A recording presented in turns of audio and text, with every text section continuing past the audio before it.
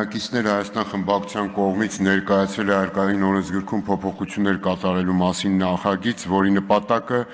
փուլային եղանակով եւ գործող օրենսդրությամբ սահմանված ձևով ներդրվող եկամտային հարկի տարեկան հաշվարկներ հայտարարագրեր ներկայացնելու համընդհանուր պահանջի չեղարկումն է, որը ժամանակավրեպ է դրված նպատակի տեսանկյունից ոչ լիարժեք եւ ոչ համարժեք, իսկ քաղաքացիների համար դառնալու է նոր եւ ավելորդ վարչարարության անիմաստ պարտավորության եւ տուգանքի հիմք։ Եվ սա է նաեւ պատճառը, որ օրերս արդեն կլրանա օրենքով սահմանված վերջնաժամկետը, սակայն հայտարարագրման ենթակա քաղաքացիների ընդամենը 5%-ն է ներկայացրել հայտարարագիր։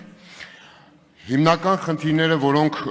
այս կարճ ժամանակահատվածում հնարավոր է ներկայացնել գործող կարգավորումների վերաբերյալ, ակնհայտ է, որ եթե հայտարարագրման ենթակա քաղաքացին ունի ստվերային չգրանցված եկամուտներ, որոնք արտացոլված չեն եկամտահարկի միասնական անձնավորված համակարգում, ապա նա այդ եկամուտները չի ներառելու նաև իր տարեկան հայտարարագրում։ Հետևաբար կեղծ են այն պնդումները, թե այս համակարգը կարող է նպաստել ստվերի կրճատմանը։ Իդեպ անօրինական եկամուտների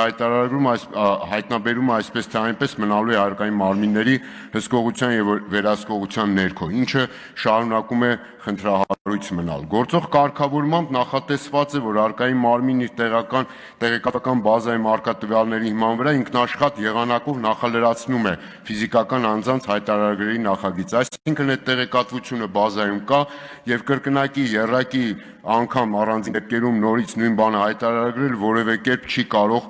նպաստել դրված նպատակին։ Հայտարարագիրը հարկային մարմիններ սահմանված ժամկետում էլ չներկայացնելը բնականաբար առաջացնում է վարչական պատասխանատվություն, այսինքն քաղաքացուն որպես տուգանքի մատերիալ հերթական անգամ կիրառելու հիմք։ Կեղծ են նաև այն պնդումները, թե այդ համակարգը իբրև ունի խթանիչ հնարավորություններ, սոցիալական ծախսեր են վերադարձվում։ Եթե կա այդպիսի նպատակ, իրական նպատակ, ինչու է կապում դա հայտարարագրի հետ, եւ վերջին հաշվով հայտարարագիր չներկայացնող քաղաքացիները տարիներ շարունակ հիպոթեկային վարկի տոկոսների փոխհատուցում էին ստանում իրենց վճարած եկամտահարկից առանց հայտարարագրման։ Համընդհանուր հայտարարագրման համակարգի ներդրման արդյունքում իբրև թե ակնկալվում է ունենալ եկամուտների անձնավորված հաշվառման համապարփակ համակարգ, որով հնարավոր կլինի ճշտության ավելի բարձր աստիճանով տեղորոշել ոլորտային քաղաքականությունների իրական շահառուներին, ասենք օրինակ սոցիալական պաշտպանության ոլորտում։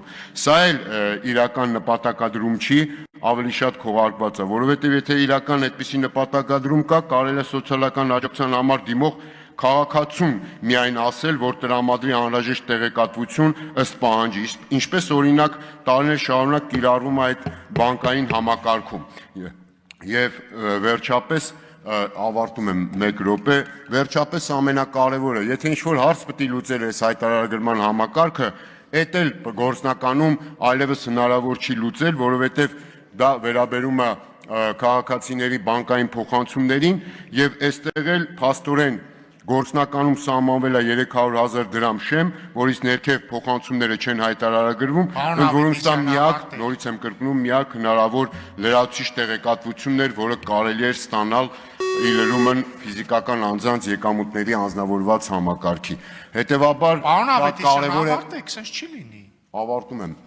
Կոչս մնաց ամենակարևորը։ Հետևաբար կարծում եմ այսքան խնդիրների մեջ շատ կարևոր է տալ հնարավորություն ազգային ժողովում եւս մեկ անգամ քաղաքացիների բարձրաձայն